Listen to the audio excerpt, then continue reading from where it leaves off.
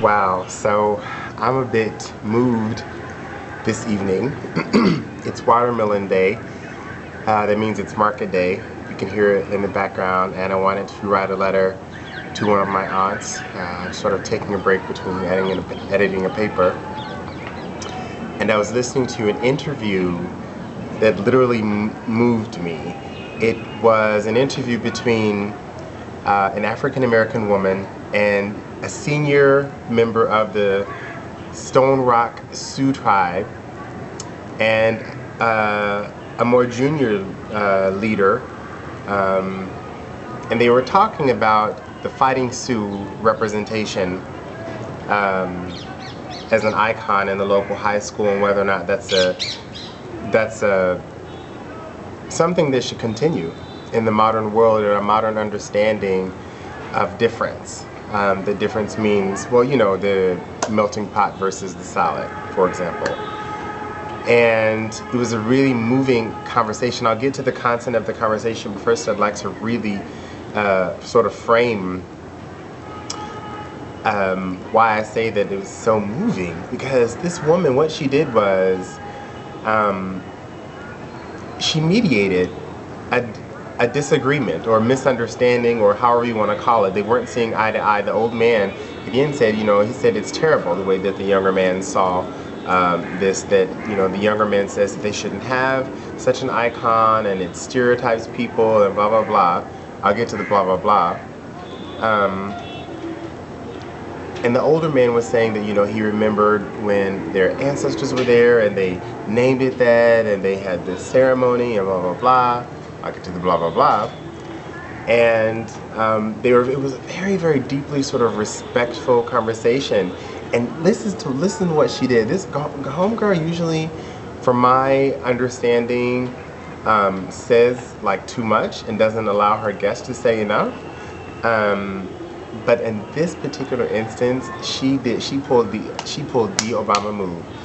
She restated their arguments to each other, and just said, and made them address her. So she gained their respect by sort of saying, you have the stage, you have the stage. She gained their respect by listening.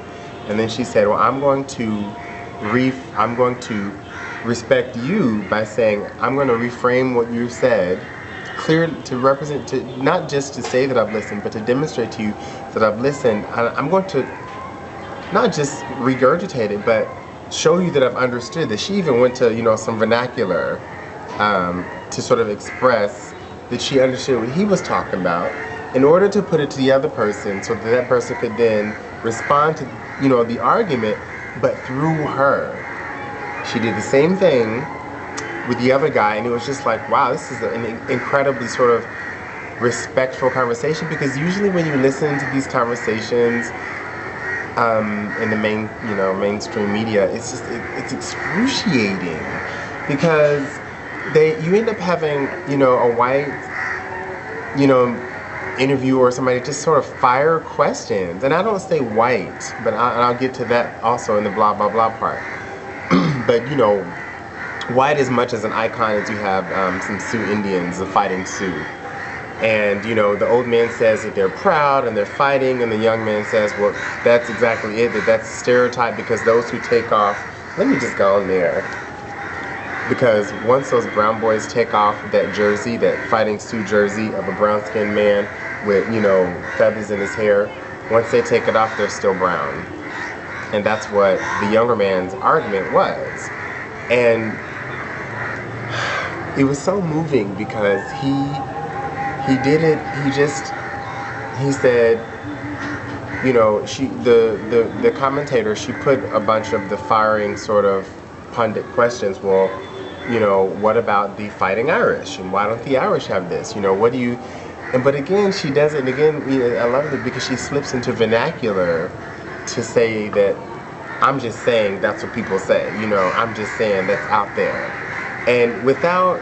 And, you know, and I think in standard American English, it would just take so much more even to just do that, to demonstrate trust, to demonstrate comfort, familiarity. So you could just, so much more information was conveyed in this conversation.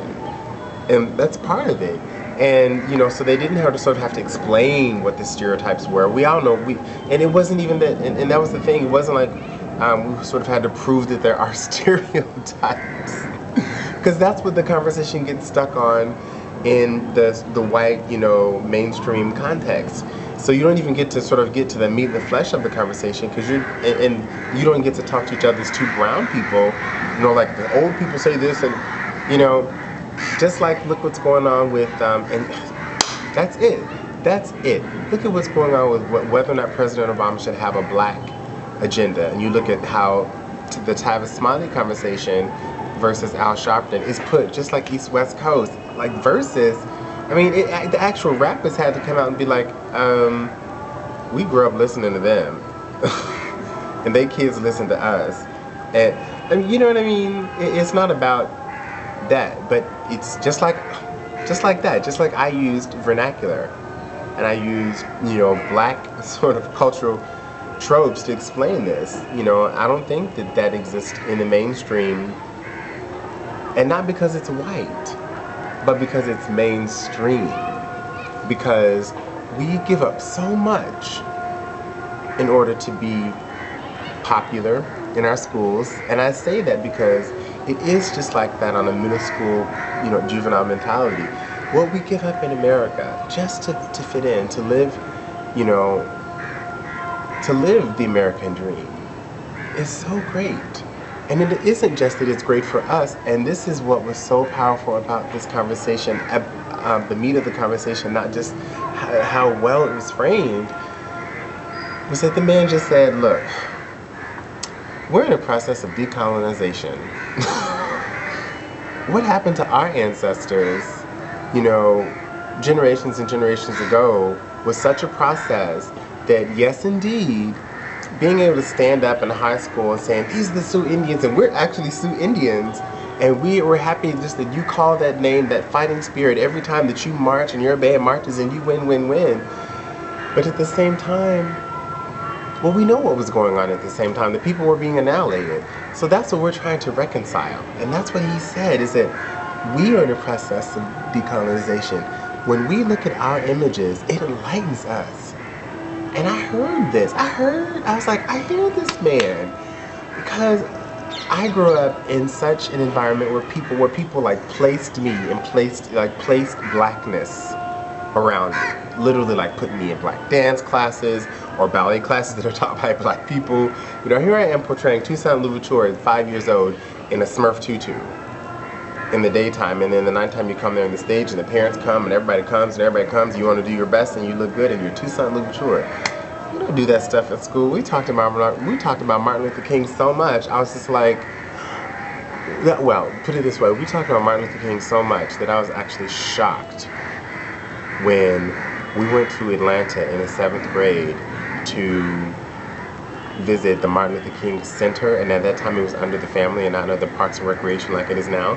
So we were just walking around down the street from the King Memorial, and I was like, I remember somebody saying something about a church where he preached. So I'm 12, right? Where he preached, and we're just sitting on the steps. So like, I was like, oh, it was like a church. I was like, oh my God, I'm gay. I don't want anything to do with the church. So, and plus the other kids that I was with were just like, we're just here waiting on the bus. We're bored waiting on the other people. I was thinking, I was like, Ebenezer, that's what it's called. Do you know we were sitting out on Ebenezer Baptist Church and we didn't even know it?